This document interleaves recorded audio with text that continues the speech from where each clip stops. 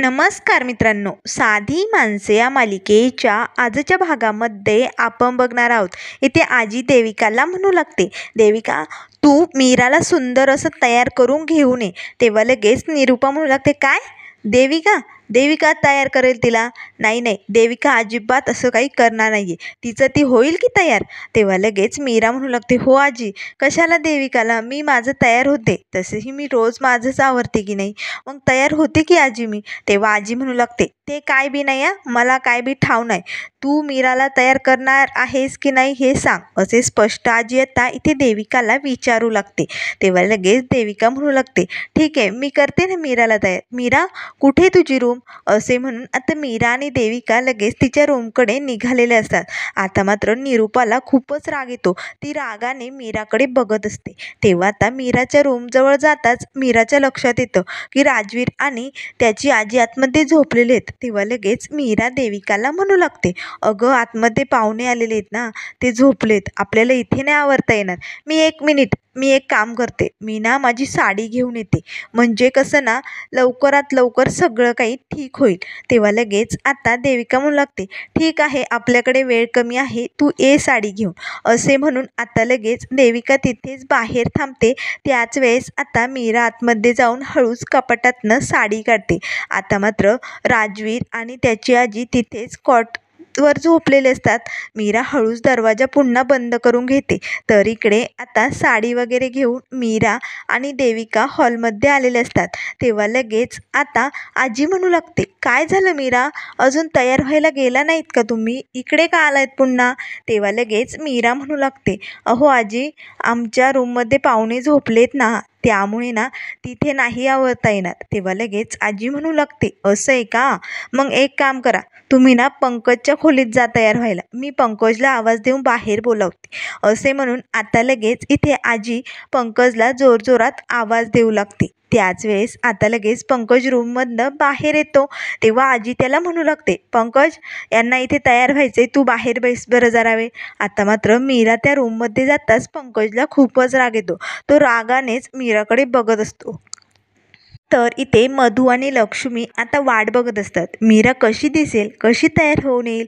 त्याच वेळेस आजी लगेच लक्ष्मीला म्हणू लागते, लक्ष्मी, काळजी करू नको, तुझी लेक येईलच आता सुंदर अशी तयार होऊन.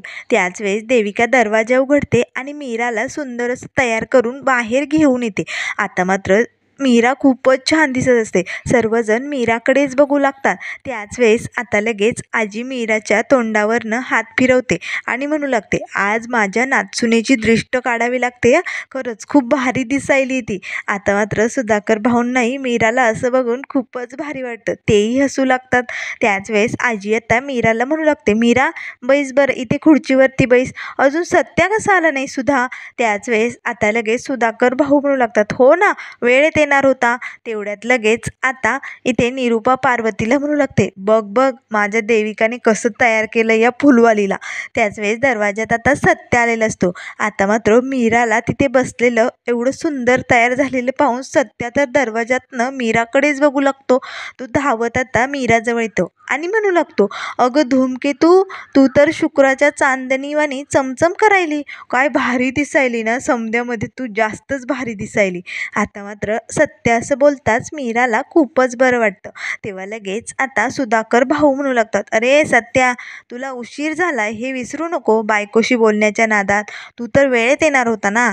तेव्हा लगेच सुधाकर भाऊंना सत्या म्हणू लागतं, अरे असं म्हणणार, काही बोलणार, तेच त्याचं लक्ष देविकाकडे जातं. आता मात्र मीरा सत्याकडे बघून हसत असते, पण मात्र देविकाकडे लक्ष जाताच सत्याच्या चेहऱ्यावर खूपच राग येतो. तो रागाने देविकाकडे बघू लागतो. आता मात्र मीरा देविकाकडे बघू लागते आणि सत्याकडे बघू लागते, नेमकं झालंय काय. तेव्हा सत्या लगेच आपली कॉलर टाईट करतो आणि म्हणू लागतो, ही चोर बाई आपल्या घरात काय करायली, असे म्हणून तो देविकाजवळ येतो. आता मात्र लगेच देविका सत्याकडे वळून बघते. तेव्हा सत्या म्हणू लागतो, काय गय, आमच्या घरात इकडे काय करायली तू, तू इथे काय करायली ते पटकन सांग, लगेच निघित ना. तेव्हा लगेच आता निरूपा म्हणू लागते, तिला बाहेर काढणारा तू कोण, हे घर माझं आहे, नीट लक्षात ठेव, तिला इथनं बाहेर काढायचा तुला काही अधिकार नाही. तेव्हा लगेच पंकज म्हणू लागतो, तिच्याशी नीट बोलायचा, सत्या तुला सांगून ठेवतो. तेव्हा लगेच आता इथे सत्य म्हणू लागतो, हो का, का का नीट बोलू मी तिच्याशी? नाही बोलणार नीट. तुझी कोण आहे रे ती? तेव्हा लगेच आता पंकज म्हणू लागतो, हे बघ तिला बोललेलं मी खपवून घेणार नाही. तेव्हा लगेच आता सत्या म्हणू लागतो, गप रे फुसक्या तू. तुझी मैत्रीण चोर मैत्रीणच आहे ना. चोराला चोरच मिळालाय बरोबर. चोरटी एक नंबरची ही. आणि आता इथेही पूजेचा बहाणा करून चोरी करण्यासाठी आली. पण लगेच या घरातनं निघायचा. 1 मिनिटसुद्धा इथे थांबायचं नाही. 0 मिनिटात इथनं निघायचं. तेव्हा लगेच आता देविका म्हणू लागते, हा मॅनरलेस नसलेला माणूस कोण आहे आणि इकडे काय करतोय तो? आता मात्र निरूपा लगेच देविकाला म्हणू लागते, देविका तू अगदी बरोबर बोलते हां. तू जे काही म्हणली ना ते मॅनर वगैरे तेच बरोबर आहे. याला ना काहीच अक्कल नाही आहे. असाच आहे हा. तेव्हा लगेच सत्या म्हणू लागतो, ए निरूपा ते काय बी असू द्या, पण ही बाई या घरात नको आहे मला. लगेचच्या लगेच निघायचं इथनं, नाहीतर मीच तुला धरून घराबाहेर काढेल. तेव्हा सुधाकर भाऊ म्हणू लागतात, अरे सत्या काय करायलायस तू? जरा शांत हो की. एवढी चिडचिड बरी नव्हे. आणि ती तेव्हा लगेच सत्या म्हणू लागतो, बाप तू भोळा आहे, तुला समजत नाही. पण या बाईला ना मी चांगलं ओळखलंय. खरंच 1 नंबर चोरटी बाई आहे. त्यामुळे ना मी काही हिला इथे थांबू देणार नाही. तेव्हा लगेच पंकज म्हणू लागतो, सत्या तुला अजूनही सांगतो हां, देविकाविषयी काही वाईट बोलायचं नाही. तेव्हा लगेच आता सत्य म्हणू लागतो, ए फुसक्या तू काय मला दम देतो रे? काय सांगतोय तू? तू हो बाजूला. चल मीच हिला घराबाहेर काढतो. असे म्हणून आता सत्या लगेच इथे देविकाचा हात पकडतो आणि ओढत तिला घराबाहेर नेणार. तेच धावत मीरा येते आणि लगेच सत्याचा हात बाजूला घेते. देविकाच्या हाताला मात्र खूपच दुखापत झालेली असते. ती हात चोळू लागते. आता मात्र निरूपाला खूपच राग येतो.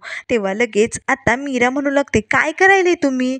अहो ती या घरची होणारी सून आहे, पंकजची होणारी बायको. आता मात्र सत्याला तर धक्काच बसतो. तेव्हा लगेच आता सुधाकर भाऊ देविकाला म्हणू लागतात, देविका हा माझा दुसरा मुलगा सत्यजित. सत्या तुमच्या दोघांची ओळख करून द्यायला हवी. आता मात्र देविका म्हणू लागते, अरे बापरे, म्हणजे हा या घरचा मुलगा आहे तर? तेव्हा लगेच देविका आता सत्यासमोर हात पुढे करते आणि म्हणू लागते, सॉरी आपला ना खूप मोठा गैरसमज झाला होता. त्यामुळे त्या दिवशी जे घडलं ना ते फार चुकीचं होतं. सॉरी खरंच. पण आपण आता मैत्री करू शकतो. असे म्हणून सत्याकडे हात करते. तेव्हा लगेच ती म्हणू लागते, हाय सत्या. तेव्हा लगेच सत्या म्हणू लागतो, ए हात मागे घे. आणि सत्या अजिबात म्हणायचं नाही मला. मला तू सत्या म्हणू शकत नाही. सत्यजित म्हणायचं. इज्जतीत बोलायचं आपल्याशी, नाहीतर हां सांगून ठेवतो मी. तेव्हा लगेच सत्या म्हणू लागतो, हे तूच म्हटली होती त्या दिवशी? खरंच म्हटली होती की नाही? तेव्हा सुधाकर भाऊ म्हणू लागतात, सत्या हे बघ तुला पूजेला उशीर होतो की नाही? आता सोडून द्या बरं सगळं. आणि रवी जा बरं पटकन त्याला घेऊन तयार करून घेऊन ये. असे म्हणून रवी आता सत्याला आतमध्ये घेऊन जायला येतो. तेव्हा लगेच रवी म्हणू लागतो, दादा चल आपण तयार होऊन येऊया. तेव्हा सत्या आता निरूपाजवळ येतो आणि म्हणू लागतो, काय गं निरूपा, या पोरीला पंकजबद्दल सगळं काही खरं खरं सांगितलंय ना फुसक्याबद्दल तुझ्या? आता मात्र निरूपाला सत्याचा खूप राग येतो. तेव्हा ती हळूच म्हणू लागते, ए पण होती आता तुला उशीर नाही होते का? जा ना आवर ना. तेव्हा लगेच सुधाकर भाऊ म्हणू लागतात, सत्यजित खरंच पूजेला उशीर होतोय, जा पटकन तयार होऊन ये. असे म्हणून सत्या इकडे तयार होण्यासाठी आतमध्ये येतो. आता मात्र सुंदर अशा पद्धतीने सत्या तयार होऊन बाहेर येतो. आता तर मीरा त्याच्याकडे डोळे भरून बघू लागते. सत्याही त्या कुर्त्यामध्ये खूपच छान असा दिसत असतो. सुधाकर भाऊ आजी सर्वजण सत्याला बघून खूपच खुश होतात. तेव्हा लगेच लक्ष्मी इथे मधूला म्हणू लागते, अगं मधू बघ ना किती भारी दिसायलेत दोघेही. तेव्हा लगेच आता आजी म्हणू लागते, सत्या मीरा चला बरं पटकन जोडीने पूजेला बसा. आता लगेच गुरुजीही आलेले असतात. आता गुरुजीही ते पूजेला सुरुवात करतात. सत्या आणि मीरा पूजेला बसलेले असतात. तेव्हा सत्या मीराला म्हणू लागतो, धूमकेतू आपला राजवीर आणि त्याची आजी कधी आले? खरंच खूप भारी वाटला त्यांना बघून. तेव्हा लगेच मीरा म्हणू लागते, अहो मी भाजीपाला आणण्यासाठी बाहेर गेले होते ना, तेव्हाच ते मला तिकडे भेटले होते. आणि मग आपल्या घरी पूजा होती की नाही, मग मीच त्यांना बोलले चला आमच्या घरी कार्यक्रम आहे म्हणून ते आलेत. तेव्हा लगेच सत्य म्हणू लागतो, धूमकेतू एकदम भारी काम केलं या तू. बरं झालं राजवीरला तू इकडे घेऊन आली. तेव्हा मीरा म्हणू लागते, अहो पण त्यांना पूजेला बोलवणार होते मी. पूजा सुरू झाल्यानंतर आवाज देणार होते, माझ्या लक्षातच नाही राहिलं. तेव्हा सत्या म्हणू लागतो, धूमकेतू काळजी नको करू, मी सांगितलंय त्यांना पूजा सुरू होणार आहे, तुम्ही बाहेर या म्हणून, ते येतीलच इतक्यात. तर इथे आता गुरुजी पूजेला सुरुवात करतात. मीरा आणि सत्य दोघेही हात जोडून पूजेला बसलेले असतात. त्याच वेळेस इकडे रवी मात्र मोबाईलमध्ये बघत असतो. तेव्हा मधू त्याच्या जवळ येते आणि म्हणू लागते, काय रे, आज काय मोबाईलवरनं काही खायला पाठवणार आहे का? तेव्हा लगेच आता राज म्हणू लागतो, हे बघ, तू ना माझी चेष्टा करू नको. तेव्हा लगेच मधू म्हणू लागते, मग काय बाबा, आता आम्ही चेष्टा पण नाही करायची का शेप यांची? पण आता मैत्रिणीमध्ये एवढे बिझी झालात का तुम्ही, म्हणजे तू तिला रोज खायला घालतो? तेव्हा लगेच रवी म्हणू लागतो, हे बघ, खायला नाही, बनवून देतोय मी तिला. आता मात्र लगेच रवी तिला आपल्या हाताने ढकलतो. तेव्हा आता मधूही त्याला चिमटा घेते. आता त्या दोघांचे हे वागणं बघून निरूपाला मात्र खूपच राग येतो. तेव्हा लगेच निरूपा मधूजवळ येते आणि म्हणू लागते, हो तिकडे बाजूला, रवीपासनं बाजूला राहा, दूर राहायचं, असे म्हणून आता निरूपा लगेच रवीजवळ येऊन उभी असते. तर आता इथे गुरुजी म्हणू लागतात, आता ना तुमची दसऱ्याची पूजा संपन्न झालेली आहे. आता तुम्ही सर्वजण इथे येऊन दर्शन घ्या पूजेचं. तर आता सत्या आणि मीराच्या हातनं इथे आरती होते. आता आरती ओवाळत असताना मीरा मात्र एकटक सत्याकडे बघू लागते. तर आरती संपन्न होताच आता लगेच निरूपा म्हणू लागते, पंकज, देविका, जा बरं, तुम्ही दोघेही जोडीने पूजा करा. आता मात्र पंकज आणि देविकाही जोडीने पूजा करतात. सत्या मात्र रागानेच देविकाकडे बघू लागतो. तर आता सुधाकर, भाऊ, निरूपा एक एक करून सर्वजण आता इथे दर्शन घेतात आणि पूजा करतात. तेव्हा लगेच आता मीरा सर्वांना प्रसाद वाटू लागते. त्याच वेळेस ती मधूजवळ येते आणि म्हणू लागते, मधू, अगं जा ना, राजवीर आणि त्याच्या आजीला बोलावून आण बरं, ते अजून आतमध्येच आहे. तर आता इकडे मधू लगेच देविकाच्या आईला बोलवण्यासाठी येते. तर इथे राजवीर रूममध्ये झोपलेला असतो. तेव्हा देविकाची आई दरवाजा बंद करते आणि राजवीरला तिथे झोपलेलं ठेवत असतानाच ती एकटीच इकडे बाहेर येते. आता मात्र हॉलमध्ये येताच समोरच तिला देविका दिसते. आता देविकानेही आपल्या आईला इथे आपल्या सासरी बघितल्यानंतर तिला तर खूप मोठा धक्काच बसतो. तेव्हा लगेच देविकाच्या तोंडून शब्द निघतो, आई. आता मात्र हा शब्द मीराने ऐकलेला असतो. तेव्हा मीरा मात्र तिच्याकडे एकटक बघू लागते. हिला या मावशींना बघून एवढा का धक्का बसलाय? तर इकडे मावशी घाबरलेले असतात. त्याच वेळेस आता मित्रांनो पुढील भागामध्ये आपल्याला बघायला मिळेल, इथे सत्या निरूपाला म्हणत असतो, निरूपा, तू या बाईला तुझ्या घरची सून करून घेते, पण ही बाई कशी आहे तुला माहिती नाही आहे. खरंच एक नंबरची चोरटी बाई आहे आणि तू हिच्यात अडकली निरूपा. आता तुझं निघणं बाहेर दिसतंय, अवघड दिसतंय. आता मात्र त्याच वेळेस रूममधनं झोपेतनं उठून राजवीर बाहेर येतो. आता बाहेर येताच त्याला देविका दिसते. तेव्हा तो धावत येतो आणि पटकन आपल्या मावशीला म्हणजेच आपल्या आईला देविकाला मिठी मारतो. आता मात्र सर्वांना धक्काच बसतो. राजवीर देविकाचा नेमका आहे तरी कोण, हे सगळ्यांसमोर कसं येणार हे आपल्याला लवकरच बघायला मिळेल. त्यामुळे मित्रांनो अशाच मालिकेंच्या अपडेट पाहण्यासाठी चॅनलला लाईक करा, सबस्क्राईब करा. व्हिडिओ पाहिल्याबद्दल धन्यवाद.